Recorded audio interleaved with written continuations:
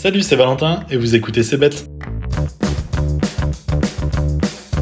Mais lors des négociations annuelles entre employeurs et employés, chacun voit midi à sa porte. Eh bien, on espère que tous deux arriveront à trouver des compromis. Voir midi à sa porte n'amène à aucune solution. Oui, c'est sûr. Mais qu'est-ce que ça signifie voir midi à sa porte? L'expression n'est rien d'autre qu'une métaphore. Elle annonce une vérité générale où chacun avance selon son propre point de vue et selon sa propre opinion au désintérêt de celle des autres. Et elle matche parfaitement dans le cas où chacun considère que ses intérêts passent avant ceux des autres. Ah là là, les égoïstes. Mais dis-moi, d'où ça vient alors? Il faut remonter au temps où le temps lui-même ne se lisait pas sur un poignet ni même sur une horloge, puisque c'est seulement à partir du XVIIe siècle qu'elle fut inventée. Non, l'heure se lisait avant sur des cadrans solaires. Pour faire court, il s'agissait d'un cadre à la surface graduée où l'heure était simplement marquée par l'ombre d'une tige projetée par le soleil, quand bien sûr celui-ci voulait bien se montrer.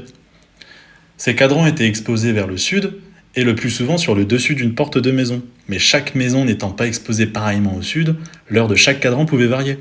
Et j'ajouterai aussi que chaque cadran n'était pas identique et de ce fait plus ou moins précis. Mais revenons à notre expression. Voir midi à sa porte relève de cette fameuse époque au cadran solaire, on l'a vu. On utilise midi et non pas une autre heure parce qu'il signifie le milieu d'une journée, et par métaphore ici, il définit le cœur d'une situation. De la même manière qu'on utilise sa porte, en rapport au fameux cadran affiché au-dessus d'une porte, mais aussi par la symbolique de sa propre maison, et donc au sens plus large de ses propres intérêts. Voilà pourquoi on dit « chacun voit midi à sa porte ».